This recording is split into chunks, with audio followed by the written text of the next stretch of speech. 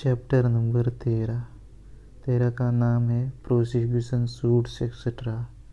मैंने हल करवा दिया था, वीडियो बना रखा है अलग से। शुरुआत कहाँ से हो रही है? 298 सेक्शन से, और ख़त्म कहाँ से होती है? प्रोसिक्यूशन यानी कि कोर्ट का मामला है। कोर्ट का मामला है तो धाराएं आईपीसी वाली होती है, 300 से शुरू होती है, तो 300 इसमें पहली बार आएगा। 308 पर ख़त्म होगा, 298 से शुरू होगा, 308 पर ख़त्म होगा है। आगे देखते हैं, अब शुरुआत करते हैं। 298 क्या बोलती है? देखो, चैप्टर का नाम है प्रोसिक्यूशन एंड सूट्स। तो प्रोसिक्यूशन शब्द आ रहा है तो शुरुआत में ही प्रोसिक्यूट कर देंगे, तो म्यूनिसिपैलिटी में प्रोसिक्यूट। अब प्रोसिक्यूट कौन करेगा? म्यूनिसिपैलिटी में गवर्नमेंट का सबसे बड़ा ऑफिसर होता है chief municipal officer. Chief municipal officer होता है, ठीक है। यह किसी भी व्यक्ति को के विरुद्ध कार्रवाई कर सकता है, ऑर्डर दे सकता है, उसको ऊपर पेनल्टी लगा सकता है, पनिशमेंट दे सकता है, अगर इस एक्ट के अंदर जो लॉ है, रूल्स है, बाई लॉज है, उसका कोई भी वॉयलेशन करता है तो।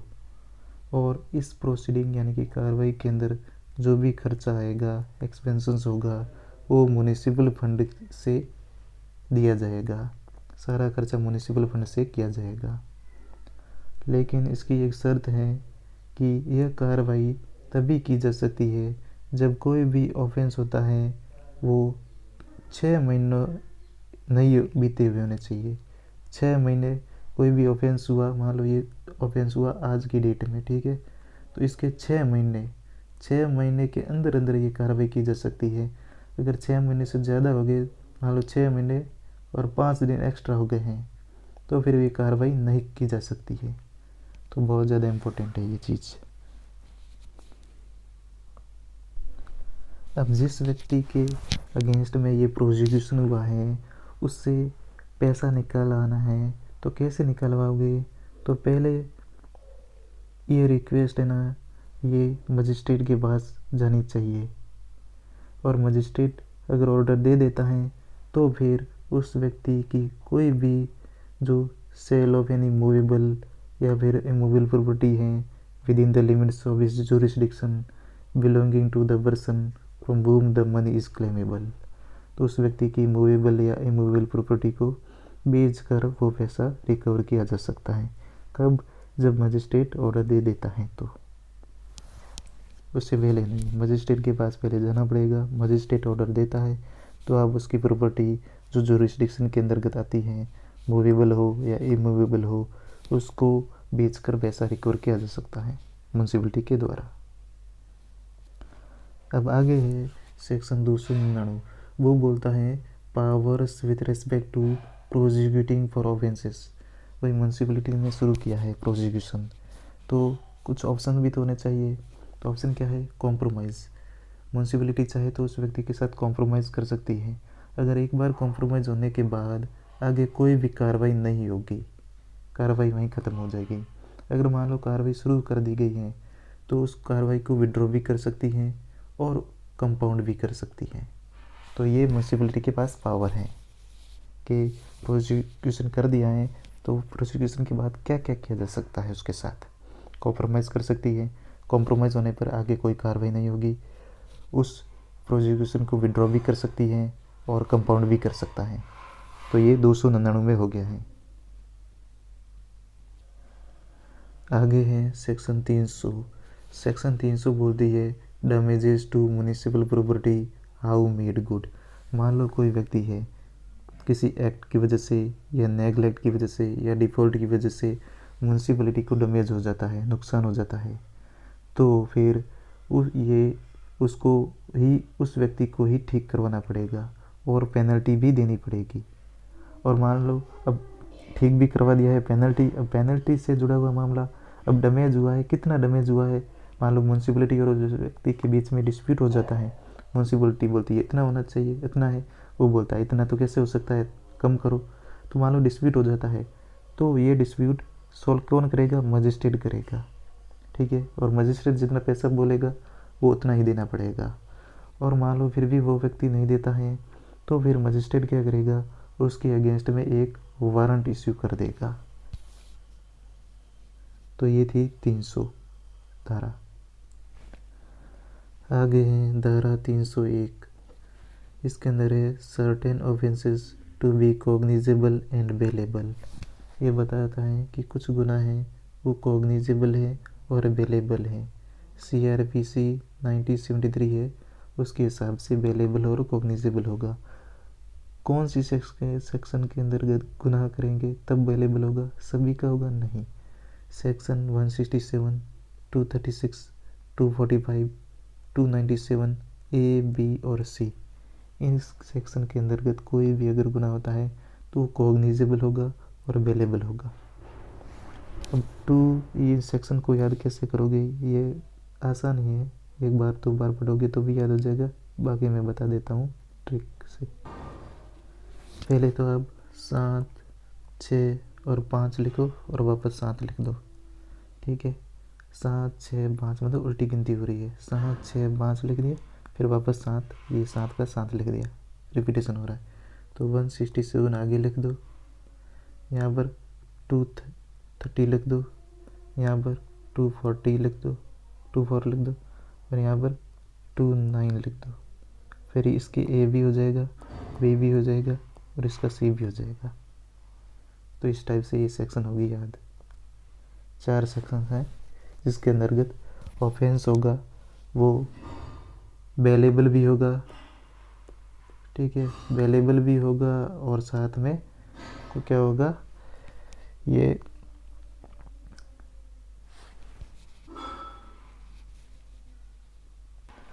एक सेकंड, थोड़ा टेक्निकल एरर आ गया था।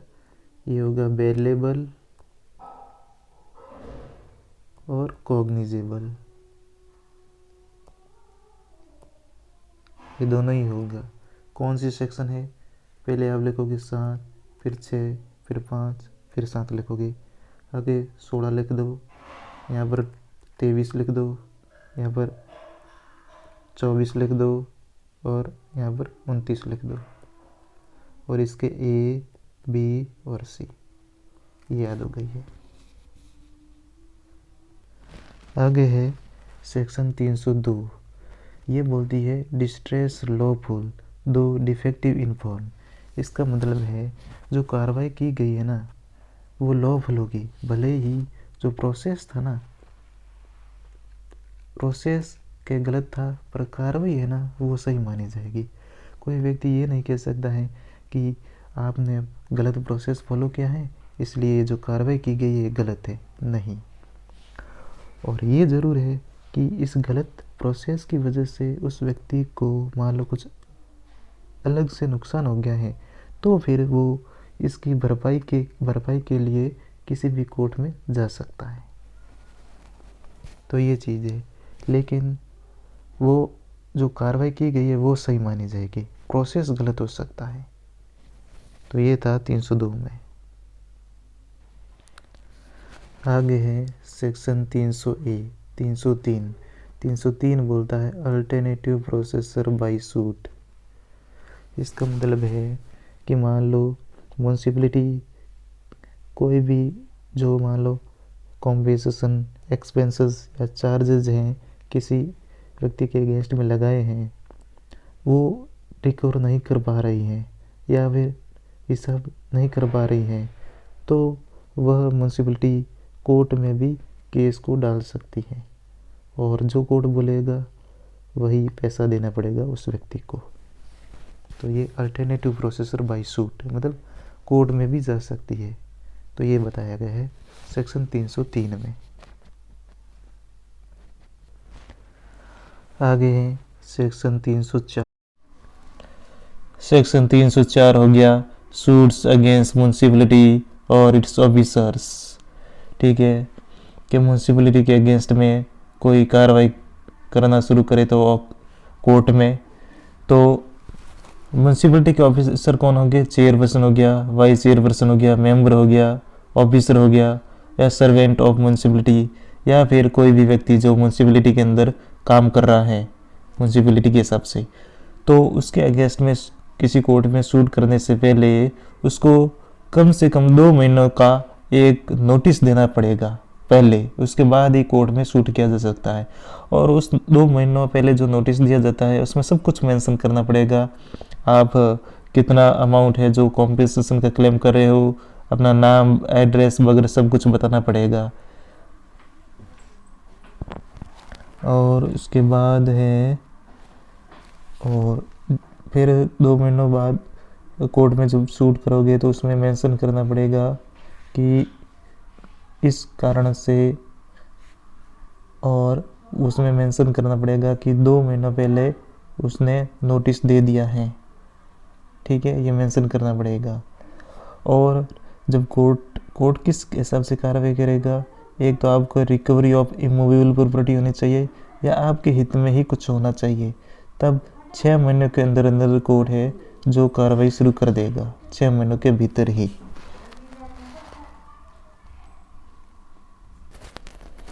सेक्शन 305 है civil court not to grant temporary injunctions in certain cases, यानी कि कोई भी सिविल कोर्ट है जो म्यूनसिपलिटी का कोई मेंबर है, चेयरपर्सन है, वाइस चेयरपर्सन, ऑफिसर, सर्वेंट या कोई भी किसी कमेटी या सब कमेटी का मेंबर है, उसको कोई भी कार्य करने से रोक नहीं सकता है इस आधार पर कि वह ड्यूली इलेक्टेड या फिर ड्यूली अपॉइंटेड नहीं है, कि वो सही ढंग से इलेक्टेड नहीं हुआ है और अपॉइंटेड नहीं हुआ। इस आधार पर वो कोई भी कोर्ट उसको कार्य करने से नहीं रोक सकता है। और म्यूनसिपलिटी को किसी कमेटी या सब कमेटी को जो म्यूनसिपलिटी की हैं उसको कोई भी इलेक्शन करवाने से भी नहीं रोक सकता है। ये है 305 में। आगे है सेक्शन 306, इसमें है पावर ऑफ कॉम्प्रोमाइजेज। जैसा पहले भी आया था कि कोई म्यूनसिपलिटी किसी व्यक्ति के अगेंस्ट में केस शूट करती है तो फिर वो कॉम्प्रोमाइज़ वगैरह कंपाउंड वगैरह कर सकती है। सिमिलरली वो सामने वाली पार्टी भी म्यूनसिपलिटी के साथ कॉम्प्रोमाइज़ कर सकती है। ठीक है, और उसको कंपाउंड भी किया जा सकता है, उसमें कंपाउंड भी किया जा सकता है। और म्यूनसिपलिटी जो ये केस वगैरह लड़ेगी उसमें जो डैमेज होगा किसी व्यक्ति को देना चाहते हैं वो म्यूनिसिपल फंड के थ्रू दिया जा सकता है।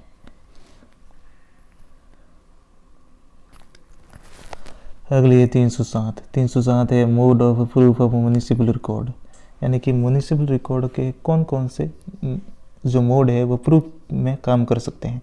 जैसे कि म्यूनिसिपलिटी कोई रिसीट हुई, एप्लीकेशन हुई, प्लान हुआ, नोटिस हुआ, ऑर्डर हुआ, एंट्री इन रजिस्टर या कोई भी म्यूनसिपलिटी का डॉक्यूमेंट है, उसको एक म्यूनसिपल रिकॉर्ड के रूप में, एक प्रूफ के रूप में माना जा सकता है। धारा 308 बोलती है restriction on the summoning of municipal servants to produce documents, यानी कि कोई भी केस है, ठीक है, कोई लीगल प्रोसीडिंग है जिसमें म्यूनसिपलिटी उसमें पार्टी नहीं है, तो म्यूनसिपलिटी के किसी सर्वेंट या ऑफिसर को कोई भी म्यूनसिपलिटी का डॉक्यूमेंट किसी को देने की ज़रूरत नहीं है जब तक कि किसी कोर्ट का स्पेशल ऑर्डर नहीं आया है। तो जब तक म्यूनसिपलिटी का पार्टी नहीं है तो देने की ज़रूरत नहीं है। कोर्ट का अगर स्पेशल ऑर्डर आ गया है तब वो दे सकता है।